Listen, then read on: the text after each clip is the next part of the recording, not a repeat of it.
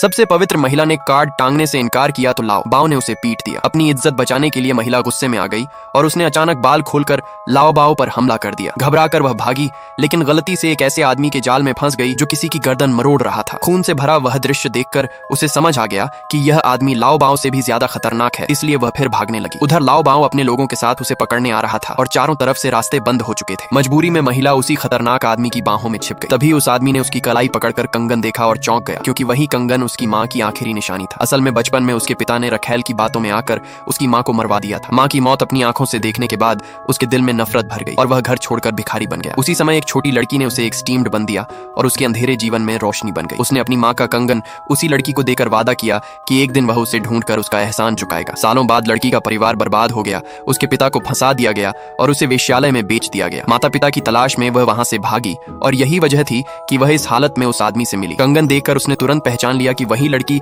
अब उसके सामने खड़ी है, इसलिए वह उसे अपने घर ले आया। घर पहुंचते ही दो उपपत्नियां दरवाजे पर खड़ी मिली। उन्हें पता चल चुका था कि औरतों से दूर रहने वाला राजकुमार वेश्यालय से इस महिला को छुड़ा कर लाया है। महिला लोगों के हाव भाव पढ़ना अच्छी तरह जानती थी, इसलिए वह समझ गई कि दोनों को उससे खतरा महसूस हो रहा है। वह यह भी जानती थी कि राजकुमार की सौतेली माँ ने ही इन दोनों को जासूस बनाकर उसके पास भेजा है। दोनों ने उसे जानबूझकर एक टूटा फूटा कमरा दिया ताकि वह गुस्सा करे और उसे महल से निकालने का बहाना मिल जाए, लेकिन महिला ने शांत रहकर उनका धन्यवाद कर दिया। उनकी योजना नाकाम हो गई तो उन्होंने दूसरी चाल चली। उन्हें पता था कि राजकुमार को सुबह जगाया जाना पसंद नहीं है, इसलिए उन्होंने महिला को ही अगली सुबह उसे जगाने का काम दे दिया। महिला सुबह जल्दी उठकर नाश्ता बनाकर ले गई। नाश्ता देखकर आदमी समझ गया कि वह पूरी रात सोई नहीं होगी, इसलिए उसका दिल थोड़ा नरम पड़ गया। महिला जानती थी कि किसी पुरुष का दिल जीतने के लिए उसकी जरूरतों का ख्याल रखना जरूरी है, इसलिए वह पूरी सावधानी से उसकी सेवा करने लगी। दूसरी तरफ दोनों उपपत्नियां परेशान थीं कि अगर महिला को जल्दी नहीं हटाया गया तो उनकी मालकिन उन्हें सजा देगी, इसलिए उन्होंने नई साजिश रची और तय किया कि उसे ऐसे जाल में फंसाएंगी जहां से उसका बचना मुश्किल होगा। मीनवाइल